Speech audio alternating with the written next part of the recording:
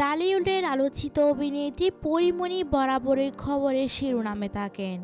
কখনো অভিনয়, কখনো ব্যক্তি জীবন, আবার কখনো ব্যবসায়িক কার্যক্রমের কারণে তিনি আলোচনায় আসেন। সম্প্রতি সামাজিক যোগাযোগ মাধ্যমে বেশ কিছু ছবি ও ভিডিও পোস্ট করেছেন পরীমণি, যেখানে তাকে বেবি বাম্প সহ দেখা গিয়েছে।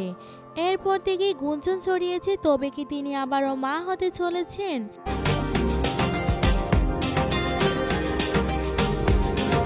তবে পোস্টের ক্যাপশনে তিনি তার নিজস্ব ব্যবসা প্রতিষ্ঠান পরিয়ের পণ্য অর্ডারের জন্য আগ্রহী ক্রেতাদের আহ্বান জানিয়েছেন, যা ইঙ্গিত দেয় এটি তার ব্যবসার প্রচারেরই অংশ।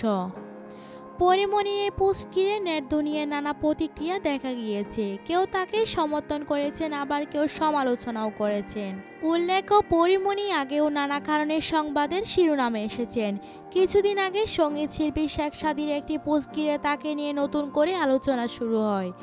এর আগেও তিনি বুট ক্লাব ভাঙচুর, হত্যা, হুমকির অভিযোগে মামলার মুখোমুখি হয়েছিলেন, যেখানে গুঞ্জন রয়েছে যে শেখ সাদী তার জামিনের ব্যবস্থা করেছিলেন।